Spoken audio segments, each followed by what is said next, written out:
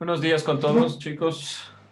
Vamos a hacer un recuento de esto que estuvimos nosotros revisando en historia, la clase anterior sobre el feriado bancario. Revisamos video y ustedes la siguiente hora van a realizar un trabajo. Entonces, estar pendientes de esta perspectiva. Vamos a ir revisando esta perspectiva de aquí. Bueno. Debemos nosotros recordar que el feriado bancario tuvo algunas consecuencias.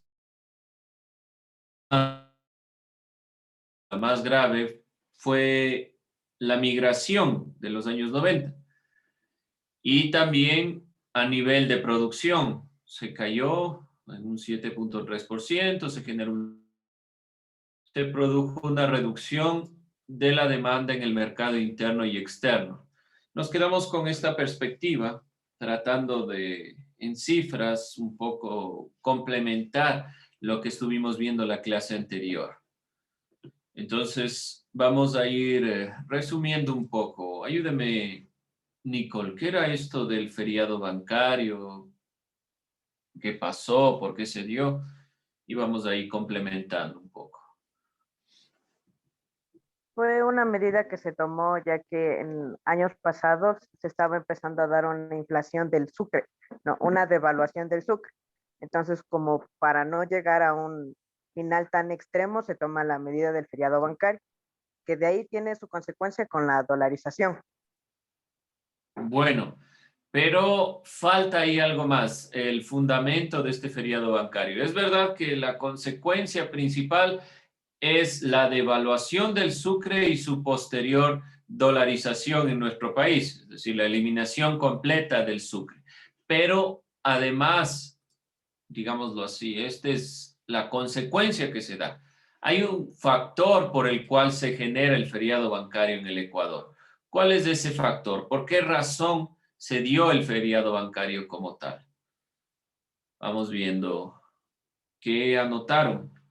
La, la Debido parte a que la ley nos... de, A ver, se da por la ley de instituciones financieras aprobada 5 años más antes, ya que muy se bien, la generan ley de irregularidades. institución. ¿Qué presidente aprobó esta? Sixto Durán Ballén. Sixto Durán Ballén. Ya. Sixto Durán Ballén en 1994 y su periodo de gobierno aprueba una normativa que permite que los bancos puedan darse préstamos entre ellos. Ese préstamo entre los bancos lo que quería era que los bancos no quiebren, lo que termina generando en la realidad un préstamo entre bancos a partir del dinero propio de los depositantes. Deja dinero en los bancos y para que las personas no comiencen a sacar excesivamente el dinero, se genera el feriado bancario. ¿Qué significa este feriado bancario? No se olvide anotar por si le faltó. Es prácticamente el cierre de todos los bancos. Nadie podía sacar el dinero de su cuenta durante un día, se suponía. Duró 5 días. Pero este día se aprueba el feriado bancario para que nadie pueda sacar el dinero del banco. Y así los bancos no pierdan toda esa inversión que estaba guardada supuestamente. De ahí, del feriado bancario, se genera posteriormente la congelación de las cuentas para que los ecuatorianos, además de que no puedan durante este tiempo, su dinero se queda congelado durante un tiempo. Después de la congelación es lo que se toman las siguientes medidas que la compañera nos estuvo indicando. Bien, esto genera lo que vemos aquí. Consecuencia del feriado bancario se da una caída de la producción porque no hay dinero para que circule. Una inflación que obviamente se genera a raíz de que no hay inversión en nuestro país y obviamente se reduce la demanda del mercado interno y externo y también se reduce la inversión en cualquier tipo de cuestiones como educación, salud, todo lo que es sector público. Estos elementos son los que nosotros estábamos planteando. ¿Y por qué parto de aquí? Porque realmente generó la migración de principios del siglo XXI.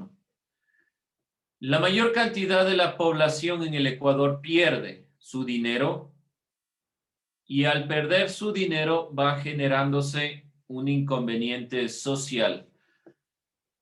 Al no encontrar la posibilidad de reponer ese dinero que los bancos como el Banco del Progreso, el Finland Banco, fueron los que principalmente quebraron, estas personas deciden migrar a España en una primera instancia para encontrar trabajo y posteriormente a los Estados Unidos. Esta gran ola migratoria generó que las divisas, la entrada de dinero del exterior, sean una de las principales fuentes económicas de nuestro país. Entonces, posteriormente al gobierno de Yamil Maguad, en el gobierno posterior de Lucio Gutiérrez, no fue que realmente hubo una bonanza económica, sino que los migrantes y el cobro de esta llegada de dinero le permitió tener una cierta estabilidad económica. Entonces hemos planteado algunos factores. No olvidarse, la Agencia de Garantía de Depósitos fue planteada en el gobierno de Yamil Maguad. Esta crisis financiera de 1999, lo que quería la Agencia de Garantía de Depósitos no era garantizar los depósitos de cada uno de los ciudadanos, sino garantizar los depósitos de los bancos, generado por la ley aprobada en 1994, 1995, 96, que se da el primer crédito a partir del multibanco Banco de Guayaquil. Dentro de esta consideración se genera, por lo tanto, toda la inestabilidad. La Agencia de Garantía de Depósitos lo que hace es darle desde el Estado dinero a los bancos quebrados. El Banco Central absorbe al Banco del Progreso y debe sustentar esa economía. Prácticamente, y diciéndolo de forma sencilla, el Estado, con el propio dinero de los contribuyentes, paga a los propios contribuyentes del banco. Es decir, que se genera cada vez más un inconveniente económico. ¿Y de dónde va a pagar esto? ¿O de dónde va a generar la economía para pagar a los depositantes de los bancos quebrados? El Estado va a pedir préstamos. Y sabemos muy bien que desde los años 80 y específicamente desde 1982, el Estado ecuatoriano ha pedido préstamos cada vez más grandes, con intereses mucho mayores, lo que generó esta crisis. Entonces, también se pidió préstamos para sustentar la economía. Yamil Maguad planteaba que no se iba a incautar el dinero de los contribuyentes, de los ciudadanos. Al final tuvo que incautar y se generó este congelamiento de los fondos. ¿Qué degenera o en qué acaba todo este proceso suscitado a raíz del gobierno de Yamil Maguad, del gobierno de Sisto Durán Ballén y posteriormente del gobierno que se generó con Lucio Gutiérrez, de la Revolución Ciudadana? Vemos que para 2017, el 15 de enero, Correa asume como presidente del Ecuador. El 2008, el 28 de septiembre, existe una nueva constitución, unas nuevas elecciones donde obviamente vuelve a ganar. Para 2009 se genera esto de la reelección, un proceso que el gobierno de Rafael Correa ha venido suscitando durante algún tiempo. 2010 comienza a decaer la así llamada Revolución Ciudadana. El 30 de septiembre, la revuelta de la policía, es uno de los hechos históricos más fuertes en contra del gobierno. Para 2011, el 7 de mayo, se genera un referéndum, cambio de normas para la justicia y se regula la prensa. Comienza a darse un gobierno ya no de tintes revolucionarios ni socialistas, sino un gobierno ya más de corte dictatorial, donde se regula todo proceso de toma de decisiones en cuanto a justicia y sobre todo en la expresión de la sociedad. Vamos a hablar sobre este tema y con esto vamos nosotros a ir puntualizando porque la siguiente hora en lo posible van a generar un análisis de estos elementos y van a ir sintetizando algunas de las partes sobre la revolución ciudadana, complementando lo que estamos viendo aquí. ¿Qué recuerdan de la llegada de Julian Assange a la Embajada del Ecuador en Londres? ¿Alguien recuerda qué sucedió? ¿Por qué fue importante para el Ecuador, para el gobierno de Rafael Correa, esta llegada de Julian Assange? ¿O alguien recuerda quién era Julian Assange? Vamos buscándolo, ahí tenemos el internet, o ponga simplemente Julian Assange. Vamos buscando ideas. ¿Quién era este representante Julian Assange? Vamos identificando.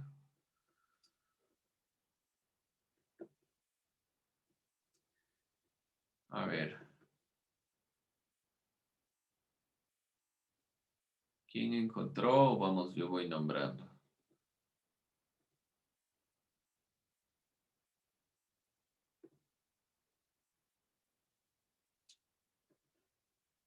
Vamos entonces. Isaac Sibambe. ¿Qué encontró? Busque, simplemente ponga ahí en el internet Julian Assange y léame lo que encontró, nada más. Y partimos de ese análisis.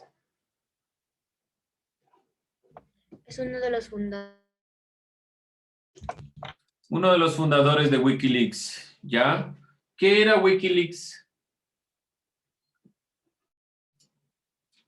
¿Qué hacía? Era un medio periodístico que sacaba a la luz, en palabras comunes, los trapos políticos y todo lo que había la revuelta. Lo decía que habían sacado del servicio, entre comillas, de pizzas para la trata de blancas que estaban haciendo en los Estados Unidos. Bueno, vamos a dejar de utilizar esa palabra, no se olvide, trata de personas, ¿sí? Para no ser sesgado. De todos modos, Julian Assange, además de ese elemento, y sabemos que era un grupo de, digamos, los hackers, que intervinieron en muchas de las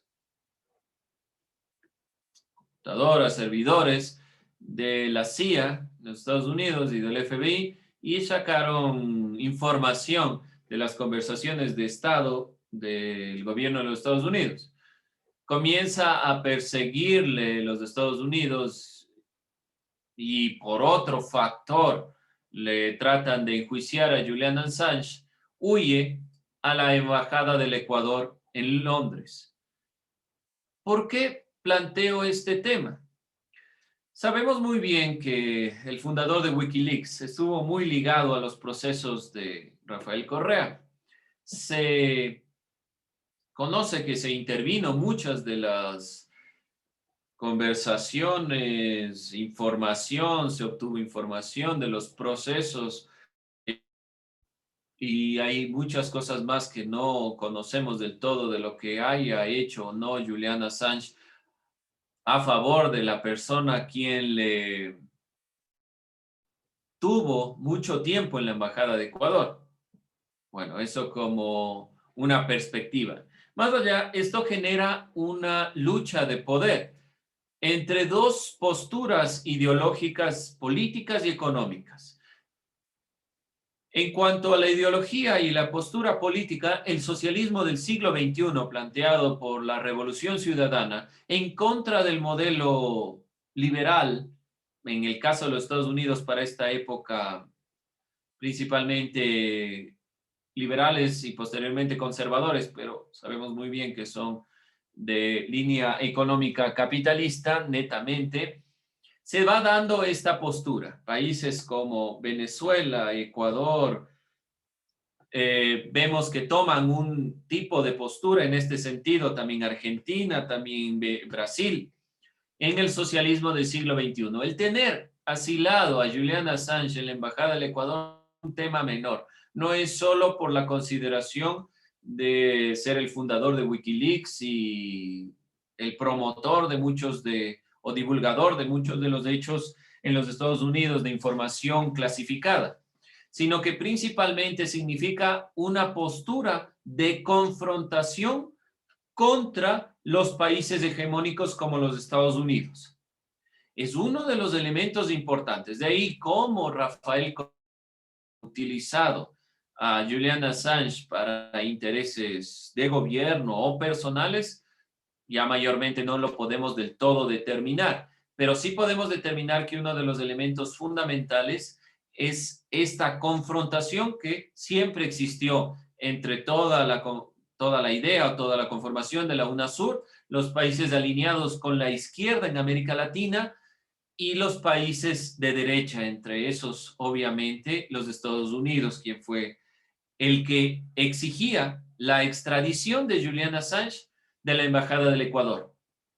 Además de Londres, que exigía también por otro tipo de crímenes no ligados a la utilización de la información, que se permita que salga Julian Assange de este lugar. Sabemos que salió posterior al gobierno de Rafael Correa y se llegó a un acuerdo político. Prácticamente debemos considerar, más allá de cómo se haya utilizado o no esta figura, que, digámoslo así, internamente para la información o para la decodificación de información, realmente a Julian Assange se le utilizó políticamente. El gobierno del Ecuador utilizó como una figura que había que proteger y se invirtió por parte del Estado para la protección de Julian Assange. Yo considero simplemente con una perspectiva política, más allá de que se veía las necesidades de esta persona, creo que muy poco era para las necesidades de Julian Assange y más para combatir esta perspectiva. Recordemos que Rafael Correa siempre y todo este movimiento de la Revolución Ciudadana se fue en contra de las perspectivas neoliberales y estuvo en contra de la postura de los Estados Unidos. Era una forma de afrenta a esta visión, ¿sí? ¿Alguien algún comentario frente a lo de Julian Assange? ¿Qué más podemos comentar en este hecho? ¿Qué creen ustedes? ¿Por qué razón se asila Julian Assange en la Embajada del Ecuador? ¿Por qué decide entrar a la Embajada del Ecuador en Londres y no a otro país? Ahí está justamente la pregunta. Y realmente vemos que estos elementos van siendo elementos que se ven alrededor del mundo, de la toma de decisiones de los países así llamados socialistas del siglo XXI. No se olviden anotar, ¿qué es propiamente un socialismo del siglo XXI? Es una postura política de los países alineados con las perspectivas donde la sociedad, se debe romper las brechas entre los pobres y los ricos, y principalmente es un socialismo de carácter democrático. Quien llega a la presidencia no es por una dictadura ni por nada por el estilo, sino a través de procesos netamente democráticos. Se trata principalmente de este elemento. Reducir la pobreza por ingresos, la desigualdad, la brecha entre ricos y pobres, y sobre todo generar una mayor inversión en cuestiones públicas, es decir, en obras públicas, un incremento en lo que dice aquí en el obra pública. Esos son los elementos similares dentro de todos los socialismos del siglo XXI, todos estos socialismos democráticos. Hay un incremento de la obra pública, lo público va absorbiendo a lo privado. Recordemos que el neoliberalismo decía que debe alejarse lo más posible lo privado de lo público y que el Estado no debía incidir en la toma de decisiones, sobre todo no debía incidir en la economía, en el comercio. Al revés, en el socialismo del siglo XXI, lo público va incidiendo en la toma de decisiones sobre lo privado.